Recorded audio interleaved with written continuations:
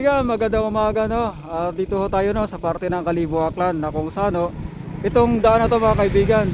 Itong daan na to papunta ho to ng New Washington no, papunta ron. Tundas spot mga kaibigan dahil nadaanan natin tong airport mga kaibigan. So andito ho tayo sa may parte ng airport no, Kalibo Aklan mga kaibigan.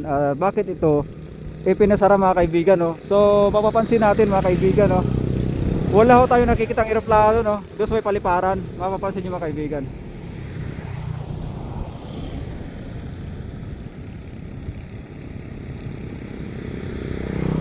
Wala ho tayo makikitang eroplano mga kaibigan. Bagaman, mayroon dito mga ibang mga personnel no, nagtatrabaho dito sa Kaap. Ito mga kaibigan. So, andito ho tayo no, sa may gilid ng kalsada na kung saan no, wala na ho tayo nakikitang rito, gwardiya no. Dati-rati pag dumaan tayo rito, dito sa may parte na tong papuntang New Washington o either papunta rito sa may Dalook, haharangin tayo rito no ng gwardiya rito mga kaibigan. Ito yung yun. Pumalingasa ho yung yung alikabok banda sa may dulo no, o sa may Nalook mga kaibigan, na kung saan yung lupa roong pinagtitirikan ng mga pamamahay ng mga kababayan natin is tinatambakan nila no. Hindi natin alam kung anong purpose ng mga kaibigan kung bakit tinatambakan. Siguro mayroon ho itong posibilidad na gagawin talaga itong malaparan no, malaparang paliparan mga kaibigan. So ngayon mapapansin din natin. So mamaya po papasok tayo ron mga kaibigan doon sa loob ng Kalibo International Airport mga kaibigan. So yun.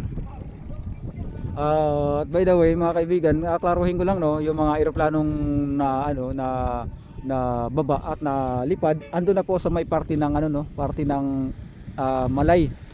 Bali hindi pa po siya sakop ng Boracay Island no, kasi yung tinatawag nating Boracay ando na siya sa may isla mga kaibigan no. So yun. Subukan nating pumasok ron, mga kaibigan. Total dito na yung natin, yung way natin no, papasok lang tayo ron mga kaibigan. Tapos do sa may airport. Bali ito yung airport, I mean mga kaibigan, yung pinaka entrance doon sa may sa may looban no mga kaibigan. Yun. At mayroong nagsusukat doon mga kaibigan. Ayun oh. Yun. Ito po yung mga personnel ng ng Kaap no mga kaibigan. Yun. Yun. At yung bantay pala rito mga kaibigan, hindi natin napapansin no? Mayroon palang bantay rito. By the way, last week hindi ko pa siya nakita rito mga kaibigan na nagbabantay rito no, mga kaibigan. Kasi dumaan din naman tayo rito last week dito papuntang airport Washington mga kaibigan. At kung saan yung eroplano na magagaling is dito rin yan no, belipad. At dito rin siya lalanding mga kaibigan. Dito siya. Yan.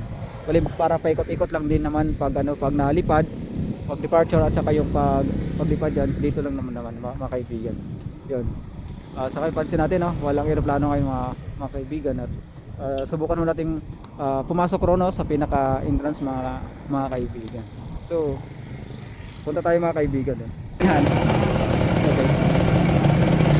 Pasok tayo ngayon mga kaibigan sa pinaka entrance gate ng ng Kalibo International Airport o Kaap mga kaibigan.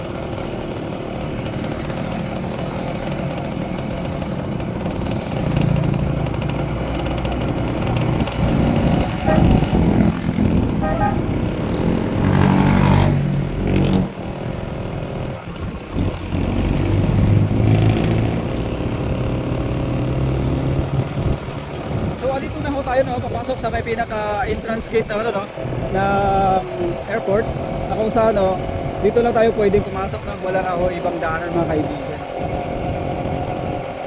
At mayroon dito mga gwardiya, bali magpaalam lang tayo mga kaibigan.